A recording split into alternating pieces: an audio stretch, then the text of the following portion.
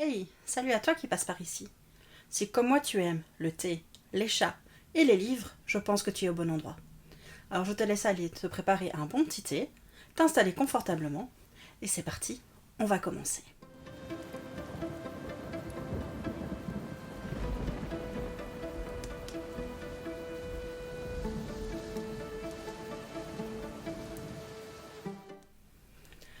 Alors pour cette nouvelle vidéo, j'ai eu envie de partager avec vous une de mes passions, en plus de la littérature. Donc depuis toujours, j'aime écouter de la musique. Je ne suis pas du tout musicienne, je sais à peine jouer mes gammes sur un piano, mais voilà, j'ai toujours aimé la musique, j'ai toujours grandi avec de la musique. J'ai grandi avec le disco, la pop rock des années 80, donc avec des groupes comme Duran Duran, AA, Dépêche Mode, Talk Talk, ce genre de choses, ça a bercé vraiment toute mon enfance. Alors bon, bien sûr, en grandissant, mes goûts ont un petit peu évolué, je suis passée un petit peu par beaucoup de phases un peu bizarres, on va dire. Voilà, quand j'avais 13-14 ans, c'était la mode des boys bands.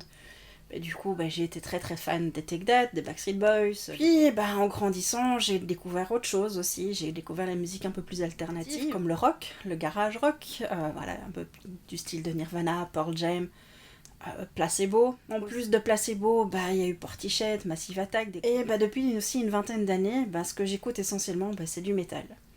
Je suis une grande fan de métal symphonique, des groupes comme Epica ou Sonata Arctica. Et j'avoue que je suis assez difficile dans mes goûts musicaux. J'ai du mal en fait à découvrir de nouveaux artistes parce que j'aime ce que j'aime en fait dans la musique, c'est comme ce que j'aime en fait dans la littérature, c'est vibrer, c'est ressentir des émotions. Et rares sont des artistes aujourd'hui qui me font ressentir ces choses. Je le ressens beaucoup plus facilement dans les livres. Mais voilà, il y a quand même malgré tout toujours des petits groupes qui arrivent à tirer leur épingle du jeu. Et bon, récemment par exemple, j'ai découvert Lord of the Lost grâce à la chaîne Nicole Smetix. Donc Nicole, si tu passes par ici, je te fais un gros bisou et je te dis un grand merci de m'avoir fait découvrir Lord of the Lost. C'est un groupe vraiment qui était totalement à l'opposé de ce que j'écoute habituellement. Parce que c'est du metal goth industriel.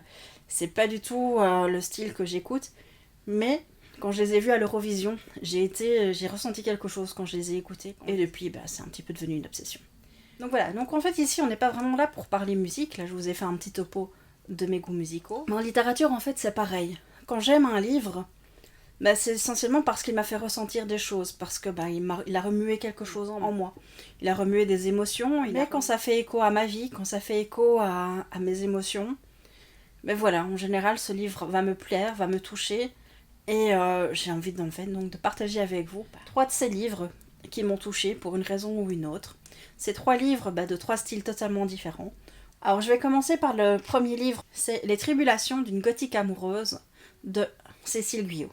Alors ce livre a déjà eu plusieurs vies. Il a été édité ici par les éditions Nisha, mais il a également été édité aux éditions Eddie Beach. Alors ce livre, c'est vraiment une petite romance. Je vais vous lire la 4e de couverture, qui sera assez courte. Lily, professeure des écoles M. Vince, guitariste d'un groupe de métal. Mais pas seulement. Elle aime aussi la vie, la musique, son travail, ses corsets, les cupcakes, un peu beaucoup, passionnément, à la folie. Alors oui, quand je lis ce résumé, je me dis que voilà, c'est vraiment une romance basique, une romance relativement banale, mais je ne sais pas pourquoi ce livre m'a vraiment touchée. J'ai vraiment adoré ce personnage de Lily, ce qu'elle traverse, je me suis identifiée à elle, peut-être aussi parce qu'il y a beaucoup de références au métal et aux musiques que moi j'écoute, à des groupes que je connais. Et donc du coup, ça m'a beaucoup parlé, ça m'a beaucoup touchée. L'histoire en elle-même est assez classique, mais la plume aussi de Cécile est vraiment très touchante. Elle est très douce, elle est à l'image de son autrice. C'est une plume, une histoire sucrée, acidulée. Comme on aime en lire quand on n'a pas le moral. Elle donne le sourire, c'est vraiment un livre feel good. Et la musique, elle a une prédominance dans ce livre parce que voilà, Lily est musicienne. La musique, c'est ce qu'il apporte en fait. C'est quelque chose qu'elle adore, qui lui procure des émotions, qui est pour elle aussi un exutoire. Et c'est un petit peu ce que moi je ressens quand je lis ou quand j'écoute de la musique. Donc c'est pour ça aussi que l'identification à Lily a été relativement facile pour moi, que j'ai pu vraiment apprécier ce personnage. Maintenant, si on ne parlait pas de musique dans ce livre, peut-être que je l'aurais beaucoup moins apprécié. S'il avait été écrit par quelqu'un d'autre, peut-être aussi, parce que voilà, Cécile est une autrice que j'apprécie énormément, qui a une plume vraiment qui me touche, qui est toujours vraie en fait. C'est un peu ce que j'aime aussi dans ce livre, c'est que tous les ressentis de Lily, même s'ils sont un peu stéréotypés, malgré tout, c'est du vrai. Il n'y a pas de mièvrerie, c'est des bons sentiments, mais sans tourner dans la guimauve sirupeuse, que moi personnellement je déteste. J'ai horreur de ça quand c'est trop guimauve, c'est quand c'est trop dégoulinant de bons sentiments. C'est quelque chose moi qui m'insupporte.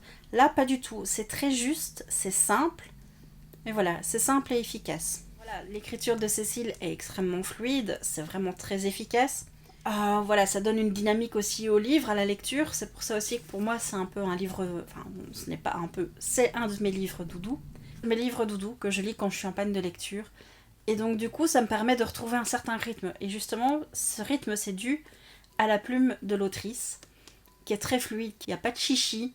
C'est peut-être un petit reproche qu'on pourrait faire, justement, c'est que certaines thématiques sont peut-être un petit peu trop survolées, ou certains personnages aussi, mais j'avoue, je le connais un peu par cœur. J'adore les petites références qu'il peut y avoir au niveau de culture gothique, parce que le personnage de Lily est gothique. Il y a des références notamment à la chaîne Blood is the New Black. C'est une chaîne YouTube que j'aime énormément. Donc il y a tout plein de petites références comme ça, moi qui me parlent. Et comme ça parle d'une culture un peu alternative, ça m'a permis aussi une identification. Parce que bon, certes, je n'ai pas toujours un look gothique, je ne suis pas une goth dans l'âme. J'aime l'esthétique, j'aime porter des corsets également, j'aime les robes pin-up, voilà, ça c'est plus mon style vestimentaire habituel. Mais j'ai presque envie de dire qu'il y a assez peu de livres justement sur ces styles alternatifs, que ça fait du bien de temps en temps de se retrouver dans un petit livre et de dire ah mais cette référence là je la connais, celle-là je la connais, ah oui ça c'est cool. Et puis à l'instar aussi de la couverture, c'est une romance très sucrée, ça fait toujours plaisir, ça fait toujours du bien. C'est un petit cupcake à déguster quand on n'a pas le moral. Donc, oui, la musique n'est pas le centre du livre, on ne parle pas spécialement de musique, mais on parle c'est une part de Lily, puisque c'est son métier, enfin son second métier, donc bassiste dans un groupe, qui se produit sur scène, qui essaye malgré tout de se produire. Donc voilà, c'est le cœur, pas dire le cœur de l'histoire, mais c'est une caractéristique de Lily, et ça fait toujours du bien de trouver des choses qui nous parlent. Vraiment, ce livre, je ne peux que vous le conseiller si vous avez envie d'une lecture légère, sucrée, dans un milieu alternatif qu'on ne connaît pas toujours. Le deuxième livre que j'ai envie de vous présenter, là on est dans une toute autre ambiance. Le titre c'est Diabolus in Musica de Céline Rosenheim, donc qui est édité aux éditions du Chat Noir. Est toujours disponible sur le site des éditions du Chat Noir. Donc je vais vous lire la 4e de couverture. Diabolus in Musica. Yann est un être solitaire pour qui seule la musique compte. Ses projets représentent tout son univers. Donc si sa timidité et son esprit rêveur ont toujours suscité l'incompréhension et le rejet, le jeune homme sait aussi que ce caractère a forgé sa créativité. Aujourd'hui, alors que les ombres menacent, sa différence pourrait être un don encore plus précieux. Bien au-delà de son talent musical, car Yann perçoit une présence qui plane autour de la scène black metal, une aura maléfique qui pourrait bien anéantir l'inspiration et la vie des musiciens. J'ai toujours préféré le monde mineur, plus mélancolique. On dit qu'il est le mode de la nostalgie, et c'est une humeur qui me correspond. Je voudrais commencer mon récit par une note de musique, et je crois que ce livre s'écrira en sol mineur. Alors déjà, je pense que rien qu'en ayant eu écho de cette 4e de couverture, vous pouvez comprendre qu'on est dans une histoire beaucoup plus sombre, beaucoup plus ténébreuse. On est tout à fait à l'opposé de l'ambiance qu'il y a dans Les tribulations d'une gothique amoureuse. Les thématiques de ce livre sont beaucoup plus sombres que dans le précédent. On y parle de la dépression, on y parle de la mort, on y parle de la violence, on parle du viol, on parle du sentiment de néant, le sentiment de vide, de ce qu'on peut ressentir après une agression. Mais toutes ces thématiques sont présentes, elles sont assez sombres. mais il y a une telle poésie dans l'écriture, il y a une telle mélancolie que j'ai vibré avec Yann, j'ai pleuré, j'ai eu peur pour lui. Vraiment, j'ai adoré ce livre. Enfin, la musique a une grande place puisque c'est ce qui fait tenir debout le personnage principal. Donc, est-ce qu'il faut une connaissance du black metal pour apprécier ce livre? Non. Mais, voilà, c'est quand même plus facile pour comprendre les références, pour comprendre un petit peu les protagonistes. Alors, la plume de Céline Rosenheim dans ce livre est extrêmement triste et envoûtante. On sent vraiment qu'il y a beaucoup d'émotions. On sent les tourments de l'âme, en fait, tout simplement des protagonistes, aussi bien de Yann que des personnages qui tournent autour. Si vous aimez les récits sombres, les récits un peu gothiques, un peu...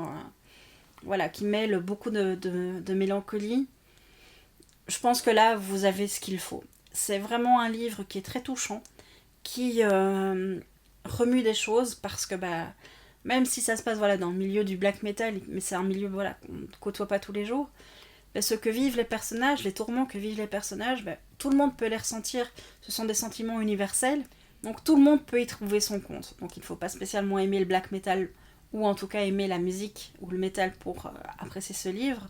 Non, vraiment, c'est un livre qui est touchant, qui est bouleversant, c'est un univers très sombre, mais il y a énormément de sensibilité, mais tout est très vrai. Certes, il y a des éléments fantastiques, mais tout ce qui est émotion, ce sont des émotions vraies et qui touchent. Vraiment, je ne peux que vous le conseiller. Donc, comme je l'ai dit, la musique est omniprésente dans ce livre, puisque le héros principal ne vit que pour ça. Donc, c'est pour ça aussi, du coup, que j'ai eu envie de vous le présenter ici. Alors, le troisième livre que j'ai eu envie de vous présenter par rapport à la musique, c'est encore un style totalement différent. Ici, on ne sera pas non plus dans l'univers du métal, mais plus de la pop rock. Alors ce livre, il s'agit de Just Wanna Be Your Brother, de Mathieu Guibé et Nin Gorman. Ce livre, en fait, est un préquel à un autre livre, enfin à deux autres livres, à une duologie, donc écrite par les deux mêmes auteurs, donc Nin et Mathieu. Donc c'est Ashes Falling for the Sky, donc qui se présente comme ceci, qui sont, je pense, très à la mode sur TikTok. Je connaissais déjà les auteurs pour leurs plumes individuelles. Mathieu Guibé, c'est un auteur que je connais depuis plus de 10 ans et que j'aime énormément. Sa plume est une plume très sensible. Par contre, j'avais énormément de réserves par rapport à la plume de Nin, parce que le livre que j'ai lu d'elle, son premier roman, ne m'a pas du tout transcendé. Je n'ai pas du tout aimé sa façon d'écrire. Du coup, j'avais d'énormes appréhensions quand je l'ai lu. Mais les personnages m'ont tellement touchée que j'ai adoré. J'ai beaucoup pleuré en les lisant, donc je ne peux que vous les conseiller également. C'est une histoire de Ashes Falling for the Sky, donc en fait c'est un prequel. On va suivre l'adolescence de Ash, et on va rencontrer donc Zach, son meilleur ami. Donc je vais vous lire la 4e de couverture de celui-ci. Rien ne laissait supposer que ces deux-là seraient inséparables. Zach, le musicien en herbe, toujours le nez plongé dans son carnet de chansons. Ash, le joueur de baseball, dont l'air inaccessible fait craquer toutes les filles. Pourtant, s'ils pouvaient passer chaque minute de leur existence ensemble, ils le feraient sans hésiter. Mais les années lycée amènent avec elles leur lot de bouleversements, les premiers amours, les premiers cœurs brisés, les premiers secrets. Leur lien unique semble plus solide que jamais, mais pourra-t-il vraiment résister à tout? Alors, comment dire que ce livre m'a bouleversée? Là, maintenant, d'avoir relu la 4e de couverture, j'ai de nouveau cette émotion qui me submerge, en sachant ce qui va arriver, en sachant le parcours de ces deux personnages, donc de Ash et de Zach. Donc Zach, de nouveau, est un jeune homme de 16 ans qui ne vit que pour 16-17 ans, qui ne vit que pour la musique, qui adore jouer de la guitare, qui adore écrire des chansons. D'ailleurs, Just Wanna Be Your Brother est le titre d'une des chansons qu'il a écrites. Et l'histoire est, je n'ai pas envie de dire assez classique, assez banale, mais voilà, on suit deux adolescents qui se découvrent, leurs premiers amours, qui découvrent leurs premiers secrets, leurs premières attirances aussi. Il y a tout un questionnement aussi sur l'identité, sur de qui on est, sur l'identité sexuelle aussi. Je ne vais pas non plus rentrer dans les détails parce que j'ai pas envie de spoiler l'histoire. Je préfère que vous découvriez ce livre de vous-même. Parce que cette histoire va au-delà d'une amitié, une histoire d'amitié. Ça va au-delà de ça. Les sentiments qu'ils développent l'un pour l'autre, ces sentiments protecteurs, cette fin qui... comment dire, que quand j'ai tourné, quand je suis arrivée au dernier chapitre, bah, les larmes, elles coulaient toutes seules. Et j'avoue que moi, c'est ce que j'aime quand je lis, c'est ressentir des choses. Pourquoi j'en parle ici dans cette vidéo qui parle de musique? Bah parce que sans la musique, ce livre aussi aurait une autre saveur. Mais oui, ça fait aussi... La musique faisait tellement partie de la vie de Zach que pour moi c'est indissociable en fait de ce personnage et que je voulais en parler dans cette vidéo parce que tout ce livre m'a pris vraiment d'émotion. La plume est incroyable, honnêtement. Quand j'ai lu les 2 premiers tomes, j'avais vraiment beaucoup d'appréhension parce que l'écriture de Nin ne m'avait pas beaucoup transcendée. Et là, je n'ai même pas pu faire la différence entre l'écriture de Nin et l'écriture de Mathieu. Alors que l'écriture de Mathieu, c'est, je pense, une écriture que je connais relativement bien. J'ai lu tous ses romans, tous les romans qu'il a édités. D'ailleurs, je ne peux que vous les conseiller, notamment Quand nous serions morts. Ce livre est juste sublime. Les Elvira Time qui sont vraiment très très chouettes. Mais voilà, les personnages de ces bouquins aussi sont très réalistes. Les situations qu'ils vivent aussi sont très réalistes. Elles sont peut-être aussi un peu stéréotypées. Je ne vais pas non plus être dans l'idéalisme de ce livre. Mais oui, les personnages malgré tout restent stéréotypés. Mais pour moi, ce n'est pas quelque chose de négatif. Ce qui m'importe surtout, c'est que ce n'est pas dans la caricature. Je les ai dévorés vraiment avec beaucoup d'avidité, parce que le style aussi, comme je l'ai dit, est très fluide. On tourne les pages sans se rendre compte, on est là à la fin et on se dit « Mais quoi, c'est fini? Mais non, j'en veux encore ?» Donc c'est toujours un plaisir de retrouver ces personnages, c'est un plaisir de retrouver cette plume. Donc vraiment, je ne peux que vous le conseiller. Donc en conclusion, on a parlé donc de 3 livres totalement différents. De 3 styles, j'ai envie de dire, assez opposés. Donc Les Tribulations d'une gothique amoureuse, une petite romance sucrée, juste feel good, qui donne la pêche, avec une histoire aussi attachante et qui se lit vite et bien. Vraiment un petit livre feel good. Où la musique, voilà, moi elle m'a parlé parce que c'est ce que j'écoute habituellement, c'est ce que j'écoute en général au quotidien. Et donc du coup, j'aime ce livre.